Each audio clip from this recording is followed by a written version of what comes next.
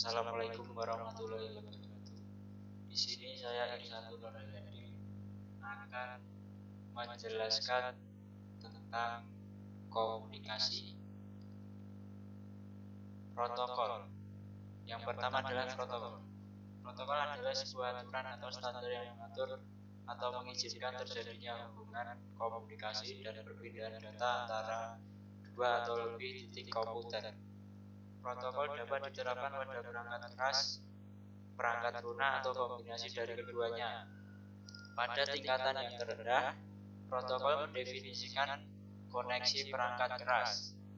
Dahulu, komunikasi antar komputer dari vendor yang berbeda adalah sangat sulit dilakukan karena mereka menggunakan protokol dan format data yang berbeda-beda, sehingga International Standard Organization ISO membuat suatu arsitektur komunikasi yang dikenal sebagai Open System Interconnection (OSI).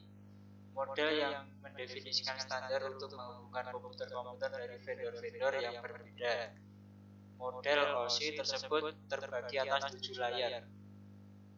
Yang pertama, physical protocol, yang kedua adalah data link protocol, yang ketiga network protocol, yang keempat transport protocol, yang kelima session protocol, yang keenam presentation protocol, dan yang terakhir dan ketujuh adalah application protocol.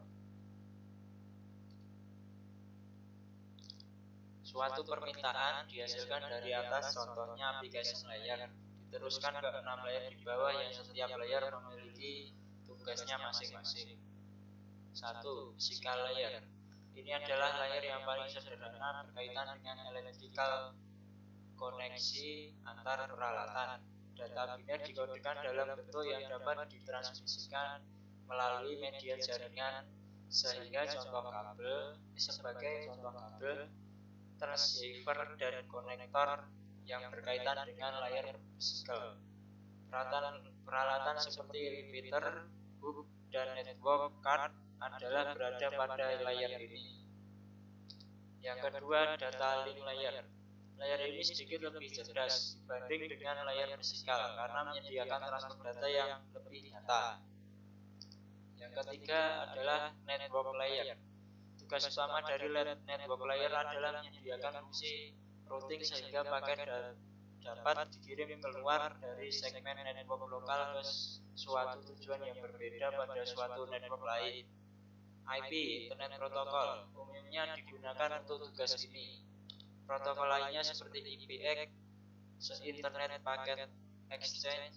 Perusahaan Novell telah memprogram protokol menjadi beberapa seperti SPX, Sequence Packet Exchange, dan NCP, Network Core Protocol. Protokol ini telah dimasukkan ke sistem operasi network. Beberapa fungsi yang mungkin dilakukan oleh layer network sebagai berikut: membagi aliran data biner ke paket diskrit dengan panjang tertentu, mendeteksi error, memperbaiki error dengan mengirim ulang paket yang rusak, mengendalikan aliran. Yang selanjutnya adalah transport layer, layer transport data, menggunakan protokol seperti UDP, TCP, dan SPX. Yang satu ini digunakan oleh network tetapi khusus untuk koneksi berorientasi IPX. Layar transport adalah pusat dari mode OSI. Layar ini menyediakan transfer yang reliable dan transparan antara kedua titik akhir. Layar ini juga menyediakan multiplexing, kendali aliran, dan pemeriksaan error serta memperbaikinya. Yang kelima adalah session layer. Sesuai dengan namanya, sering disalahartikan sebagai prosedur logon pada network dan berkaitan dengan keamanan. Layer ini menyediakan layanan kedua layer di atasnya, melakukan koordinasi komunikasi antara entity layer yang diwakilinya. Yang keenam adalah presentation layer.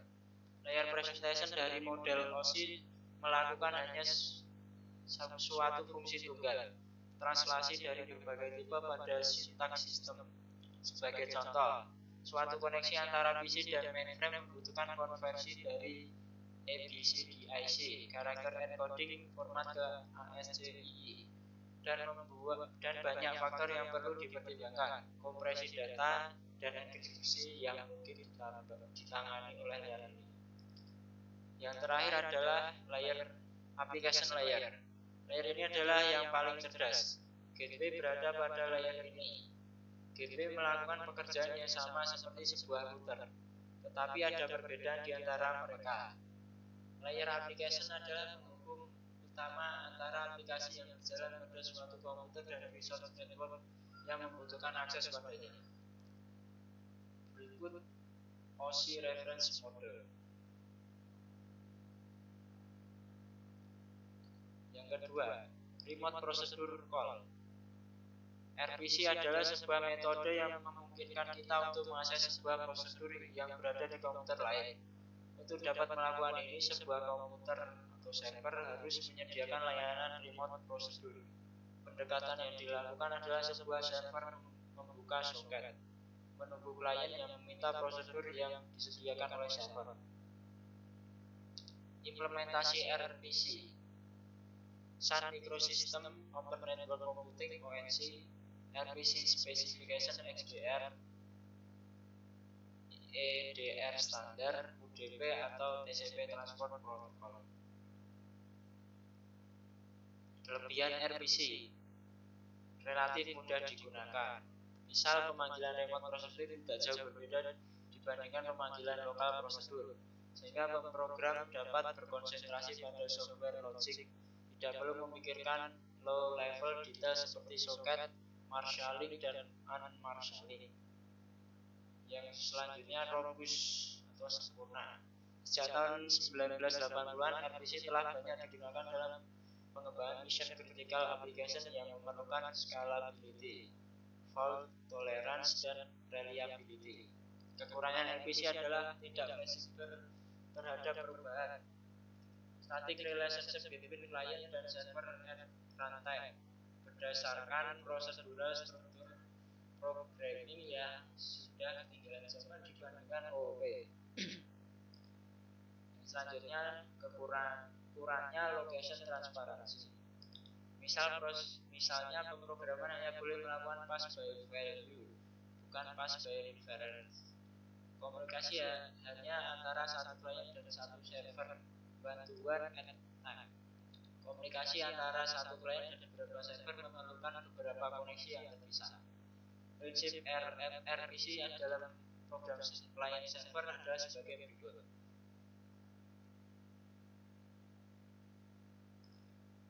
Langkah-langkah dalam RPC.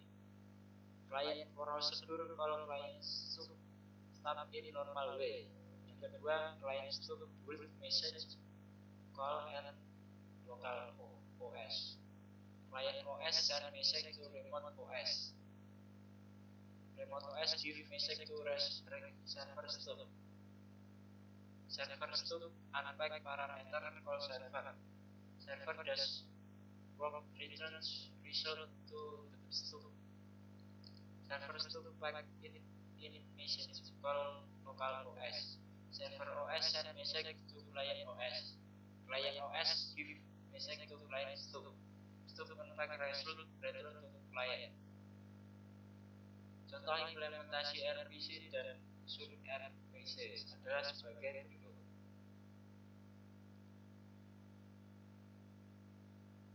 Yang ketiga adalah object remote. Pendekatan kedua yang akan kita bahas adalah remote method invocation RMI. Sebuah teknik pembagian metode remote yang lebih secara umum lebih baik daripada RPC. RMI menggunakan paradigma pemrograman berorientasi objek OOP.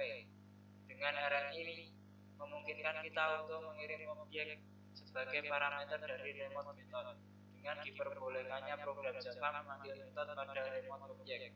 RMI membuat pengguna dapat mengembangkan aplikasi Java yang terdistribusi pada jaringan.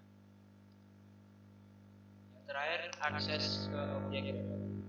Sekali objek didaftarkan ke server, klien dapat mengakses remote objek dengan menjalankan RMI lookup method.